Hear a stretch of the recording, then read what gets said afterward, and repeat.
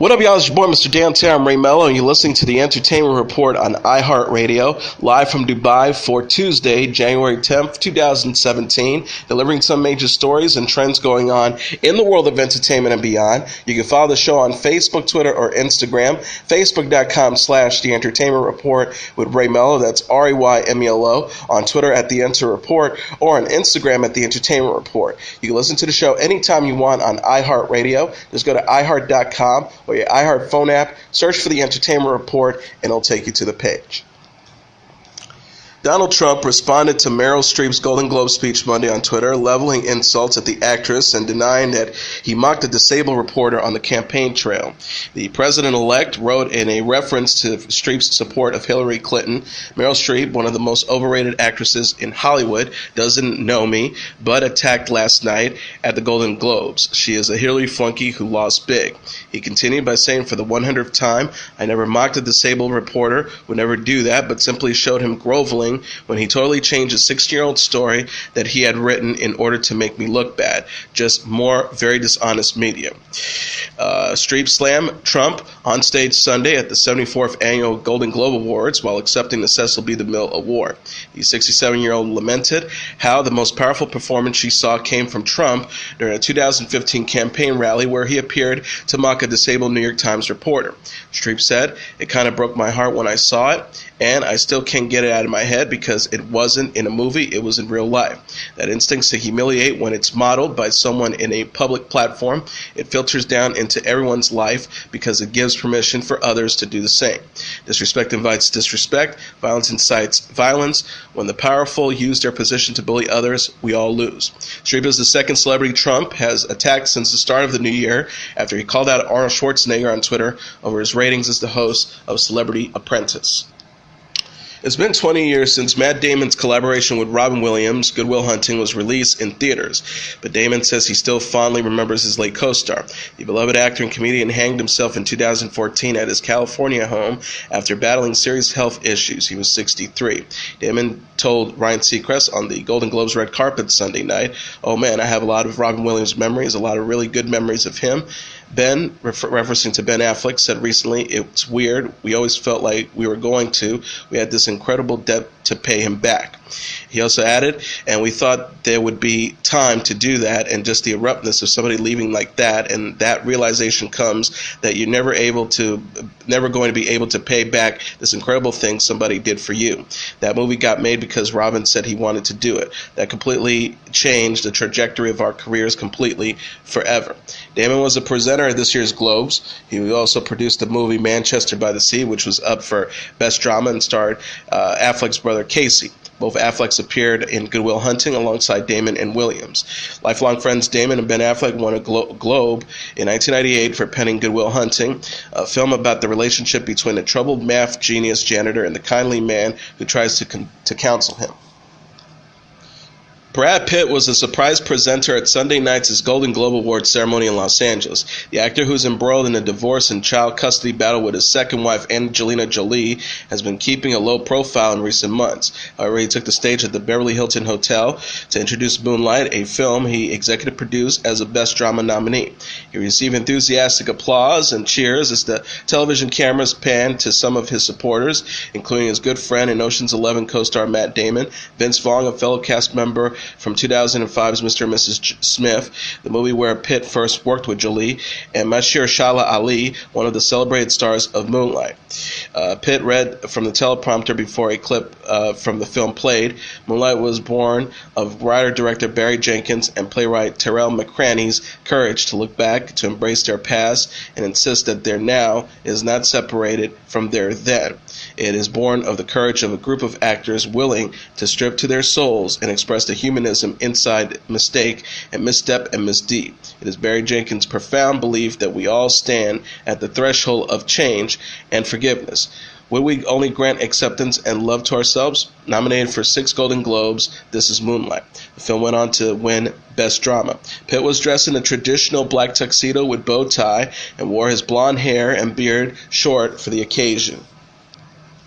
Ryan Gosling, an actor who seldom speaks publicly about his relationships, called his longtime partner Eva Mendes "my lady" in his Golden Globes acceptance speech. Gosling won the prize for Best Actor in a Musical or Comedy for his performance in La La Land. CBS News quoted Gosling as saying, "While I was singing and dancing and playing the piano and having one of the best experiences I've ever had on a film, my lady was raising our daughter, pregnant with our second, and trying to help her brother fight his battle with cancer.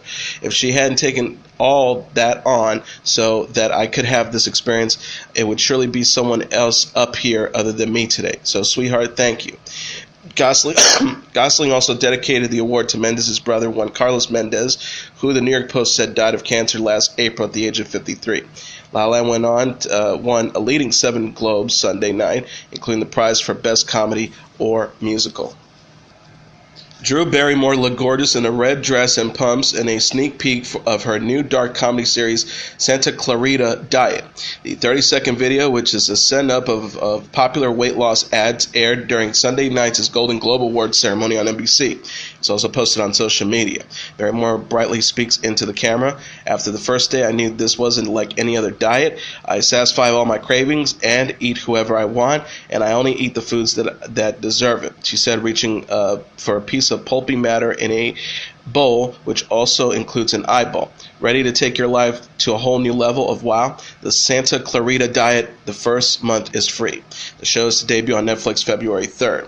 The synopsis reads, in Santa Clarita Diet, Joel, played by Timothy Oliphant, and Sheila, played by Barrymore, are husband and wife retailers, lead vaguely discontented lives in the LA suburbs of Santa Clarita with their teenage daughter Abby, played by Liv Hewson, until Sheila goes through a dramatic change, sending their lives down a road of death and destruction, but in a good way. The CW network has announced the early renewals of 7 of its primetime series for the 2017-2018 season. Set to return are Arrow, Crazy Ex-Girlfriend, DC's Legends of Tomorrow, The Flash, Jane the Virgin, Supergirl, and Supernatural. Specific premiere dates for each show are expected to be announced at a later date. Mark Pierdwitz, the network's president, said in a statement Sunday, "Over the past several seasons, the CW has built a schedule of proven performers from our lineup of DC superheroes to critically acclaimed comedies to sci-fi dramas. Early pickups of these 7 series now allows our producers to plan ahead for the next season and give us a solid base to build on for next season with original scripted series to roll out all year long." DC Comics actioner Constantine is being resurrected and reimagined as an animated series which will air on the web-based CW Seed. Announced Sunday during the Television Critics Association Winter Press Tour, this new Constantine will bring back series star Matt Ryan to voice the occult detective and anti-hero. Constantine, based on the DC Comics series Hellblazer under their Vertigo imprint, was made into an NBC drama in 2014 where it aired for 13 episodes before it was canceled. It follows the foul-mouthed British exorcist as he hunts down the undead and other supernatural entities. Notably, Ryan appeared in an episode of CW's Arrow, effectively making him a part of the network's successful DC Comics television universe alongside Flash, Supergirl, and Legends of Tomorrow. The company has aired another DC animated series on Seed before, Vixen, before the character also appeared on Arrow and later on Legends. Original series creator David S. Goyer will be returning to executive produce the animated series along with Greg Berlanti and Sarah Schneidler, who's executive producing the CW superhero slate. On Twitter, CW Seed released a promotional image of an animated Constantine conjuring magic in his hands, writing, "Executive producer at G. Berlanti and writer David S. Goyer will be reanimating #Constantine on at CW Seed with at Matt Ryan Real cast spells." Several episodes of The View will be taped in Disney World's Animal Kingdom in Orlando, ABC announced Monday. The show's official Twitter account says, "We're continuing at The View's 20th season, celebrating by taking the show on the road to at Walt Disney World's Animal Kingdom theme park. The post accompanied a 50-second clip from Monday's show in which costume actors dressed as Disney icons Mickey and Minnie Mouse, Donald Duck, Goofy, and Pluto arrived on stage to help moderator Whoopi Goldberg reveal the show is heading to Animal Kingdom March 6th to the 10th. Goldberg says, "But we are also going to hit all 4 of the parks, and baby, we cannot wait." The other Florida Disney parks are the Magic Kingdom, Hollywood Studios, and Epcot. Featuring hosts Joy Behar, Sarah Rines, Jediah Bila, and Sunny Hostin, The View tapes in New York and airs daily on NBC, which is owned by Disney. Christine Baranski will soon be seen returning to her signature role of legal eagle Diane Lockhart in the upcoming The Good Wife spinoff The Good Fight. The show's Twitter account quoted Baranski as saying at the Television Critics Association Winter Press Tour in Pasadena on Monday, "The show's called #The Good Fight, and it is about the passing of power from one generation to another." She added, "So I'm hoping the show has a positive message of women needing to continue." Another tweet from the Good Fight account, which accompanied a 2-minute trailer for the drama, reads, "Familiar faces, unexpected turns, things get nasty on #The Good Fight starting February 19th. To stream on CBS All Access, the show co-stars Cush Jumbo, Rose Leslie, Delroy Lindo, Justin Bartha, Sarah Steele, and Erica Tazer, and follows Diane as she tries to rebuild after being financially ruined." Channing Tatum surprised fans Sunday by sharing a nude photo of his wife Gina Dewan as she was taking a nap. The actor captioned, "Nap time equals the best time," the revealing black and white photo on Instagram that featured his spouse laying down on her side with her face buried into a pillow. The steamy pic was shared hours before Dewan attended the 18th annual In Style and Warner Bros. Golden Globe after party, where the Supergirl star was seen rocking a strapless black gown with a thigh-high slit. This is the second time Dewan has gone nude on social media, with the actress sharing in October of 2015 topless photos of herself that were also taken by Tatum. Recently, Dewan commented on her sex life with Tatum in the January issue of Cosmopolitan, calling it primal. She told the magazine, "I've always been a sexual person. We definitely have a very happy and healthy sex life." Dewan and Tatum met on the set of 2006 Step Up. The couple tied the knot in 2009 and welcomed their first child, daughter Everly, in 2013. U2 is marking the 30th anniversary of their 5th studio album, The Joshua Tree, with the stadium tour this year. The classic record included the hit songs With or Without You, I Still Haven't Found What I'm Looking For, and Where the Streets Have No Names. It's scheduled to kick off in Vancouver on May 12th. U2's The Joshua Tree Tour 2017 will include performances of The Joshua Tree in its entirety, with appearances at each show from one of a number of special guests, including Mumford & Sons, One Republic, and the Lumineers in North America, and Noel Gallagher's High Flying Birds in Europe. The tour will feature shows across North America and Europe, and will include U2's first U.S. festival headlining appearance at the Bonnaroo Music and Art Festival this summer. The group will also play Seattle, Dallas, Miami, Tampa, Los Angeles, Philadelphia, Boston, Toronto, London, Paris, Berlin, Brussels, and Rome. The Edge, the guitarist and keyboardist of U2, said in a statement Monday, "It seems like we have come full circle from when the Joshua Tree songs were originally written, with global upheaval, extreme right-wing politics, and some fundamental human rights at risk. To celebrate the album, as the songs seem so relevant and present to these times too, we decided to do these shows. It feels right for now. We're looking forward to it." Bono said, "Recently, I listened back to the Joshua Tree for the first time in nearly 30 years. It's quite an opera, a lot of emotions which feel strangely current. Love, loss, broken dreams, seeking oblivion, polarization, all the greats. I've sung some of these songs a lot, but never at all of them. I'm up for it. If our audience is as excited as we are, it's going to be a great night."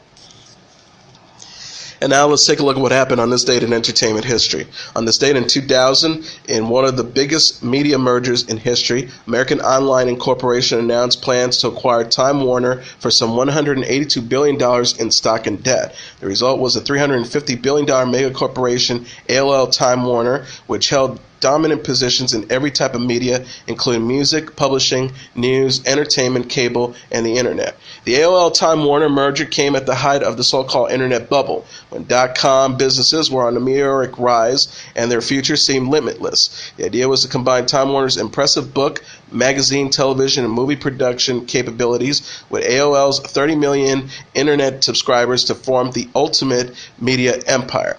Under the terms of the merger, which was cleared by the Federal Trade Commission in December 2000 and formally completed in January 2001, AOL shareholders owned 55% of the new company, while Time Warner shareholders owned 45%. AOL's co-founder, chairman, and chief executive officer Steve Case became chairman of the new company, while Time Warner chairman and CEO Gerald Levine was named its CEO. The potential windfall promised by the plan to sell Time Warner content through the AOL network never materialized. And when the internet bubble burst in 2001, the company losses reached record proportions. Levine widely blamed by shareholders for allowing Time Warner and its stable old media assets to be effectively taken down and dragged down by the ailing new media division, resigned in December 2001. He was replaced by Richard Parsons, a decision that later contributed to increasingly internal tensions and the departure of Chief Operating Officer Bob Pittman, who had been passed over in favor of Parsons. In 2002, as investors pulled out en masses of many internet-related stocks, AOL Time Warner reportedly a quarterly loss of $54 billion, largest ever for a U.S. company. The following January, Case announced his resignation, and the company subsequently dropped the AOL from its name. With Parsons as new chairman of Time Warner Incorporation, was able to recoup some of its momentum, but its stock prices continued to lag. In 2005 to 2006, as the pressure began to build for the company to break up into smaller divisions, the billionaire corporate raider Carl Icahn had acquired a stake in the company and threatened to break it up in order to create better value for shareholders. He backed down only when Time Warner agreed to buy back some of its own stocks and cut costs. In December 2007, Time Warner's president Jeffrey Bukes took over the chairmanship from Parsons and began efforts to restructure the world's largest media company. And as your entertainment report for Tuesday, January 10th, 2017, I'm your host, Mr. Downtown Ray Melo. I'll be back tomorrow to deliver some major stories and trends going on in the world of entertainment and beyond. You can follow the show on Facebook, Twitter, or Instagram, facebook.com/The Entertainment Report with Ray Melo. That's RAYMELO. On Twitter at The Enter Report, or on Instagram at The Entertainment Report. You can listen to this episode or any previous episodes of The Entertainment Report anytime you want on iHeartRadio. Just go to iHeart.com or your iHeart phone app, search for The Entertainment Report, and it'll take you to the page. Good night, and God bless you all.